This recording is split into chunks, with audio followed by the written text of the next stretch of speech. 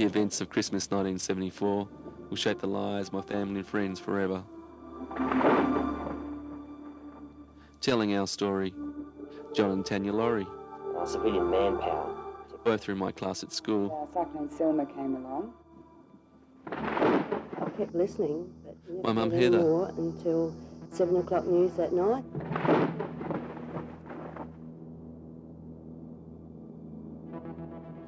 I think about 5,000 people out there.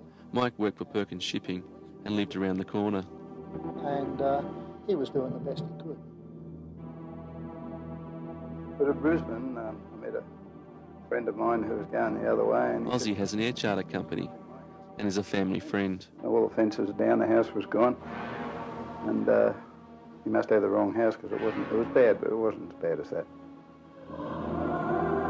Christmas was coming, so we were all excited. Mum stripped and polished the floors and did heaps and heaps of housework, all the cooking for the next day. She was organised that Christmas. A couple of days before the cyclone, a friend came round and said that he'd been watching Tracy on radar and that it was going to get really windy and blowy. We never heard anything about it until 12 o'clock on Christmas Eve, and there was a cyclone, the first cyclone warning over the radio. My first recollections of the cyclone was the night before. We had some friends who left town just before Christmas started and we were looking after their vehicle. And I remember Dad saying, duck downstairs and wind the windows up, there's going to be a storm tonight. And it was a VW combi van. And so I zipped down and wound the windows up and came back upstairs. And the next day when we got back to the house, it was a bit of a joke. I couldn't help laughing because Dad made such a big thing of looking after this guy's car. And it was about 3 or 4 houses away on its roof and the side all caved in. So and that was my first recollection that there was something coming, there was something in the wind, so to speak. I think when I first realised there was a cyclone happening I was awoken, I think just shortly before midnight, and we had some power lines going down beside our house, and the power lines had broken and they were slowly whipping the roof off the house and destroying the end of the house, which was the lounge room. And my parents decided then that we would leave the house as it probably wasn't going to be standing for too much longer. Dad was pretty well organised.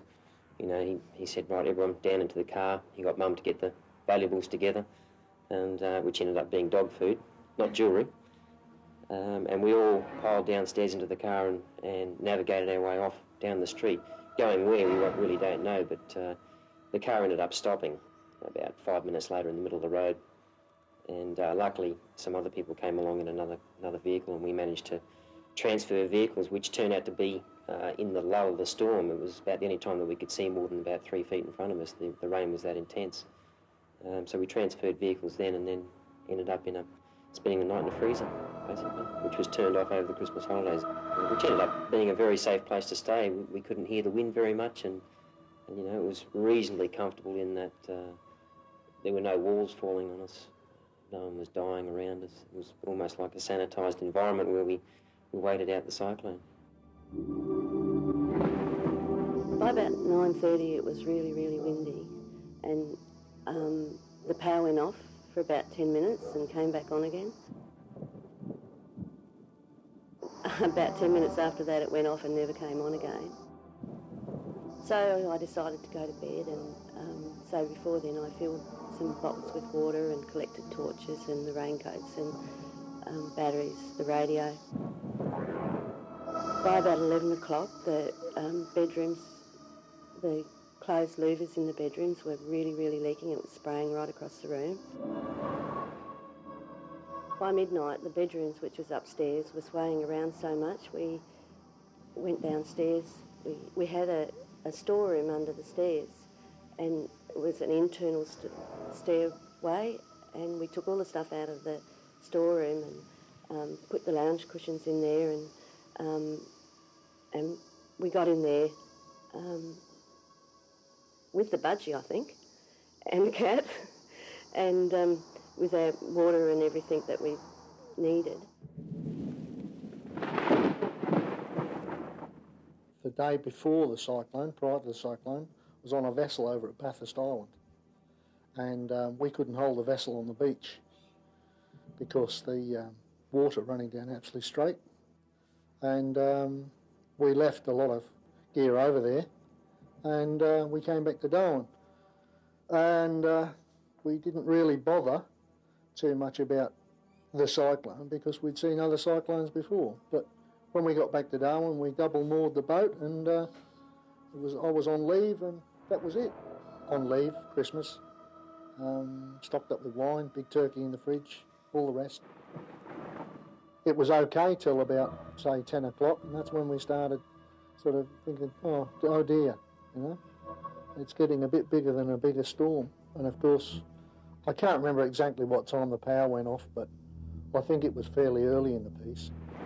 The next door neighbour's house we saw in between the flashes of lightning was slowly deteriorating to nothing. And we'd only moved in here 6 months prior to the cyclone, so we didn't know that how good the building was built. We was in the bathroom for a long while, and then we decided, or I decided, the best thing to do would be to get in the car, because it was all metal and good old Holden, and we'll get in there and we'll be right. I remember going to bed, waiting for Santa, all that stuff, and then we were pulled out of bed by midnight. At midnight it was starting to get really, really bad, and the water was coming through the louvers. Mum was really upset because her stripped and polished floor was being ruined. And it just got worse from there. By the end of the cyclone, all that was left were floorboards. We still had our floorboards, people didn't even have those left. We started off in our house, and the roof went. That was the first thing to go. Then Mum and Dad, their bedroom wall was an end wall of the house, and that fell off onto the driveway, so we couldn't drive anywhere. As people were saying, they could hear cars driving around during the cyclone. Well, we couldn't go anywhere. We ended up under the kitchen table opening our Christmas presents because Dad figured we weren't going to see them anyway. The eye of the cyclone came over.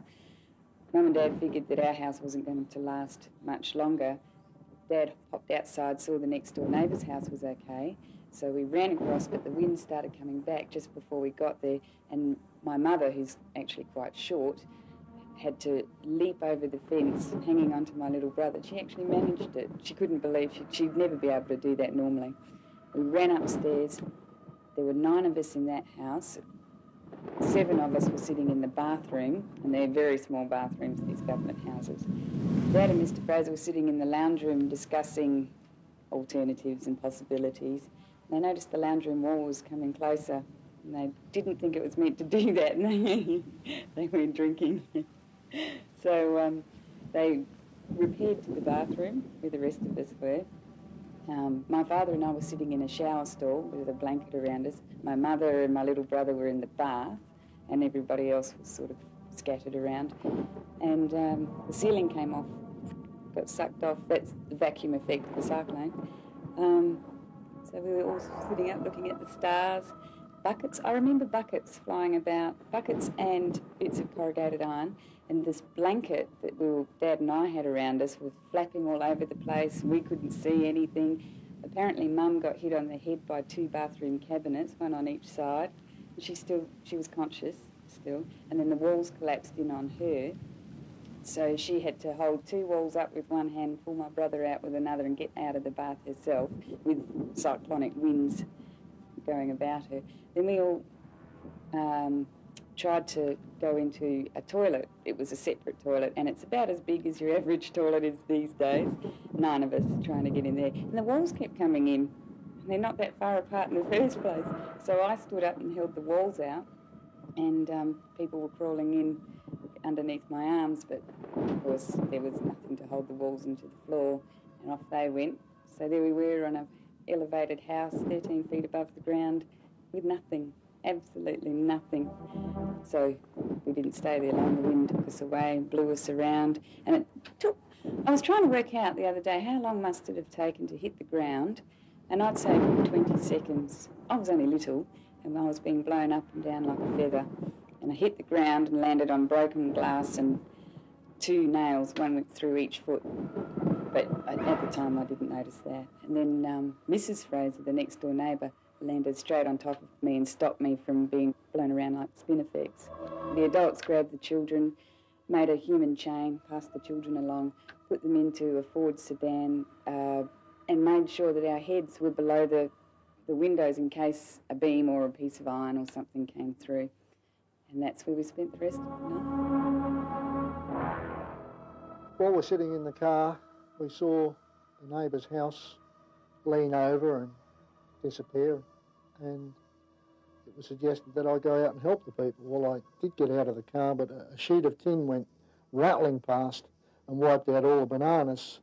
So I got back in the car and said, no, I'm not going anywhere.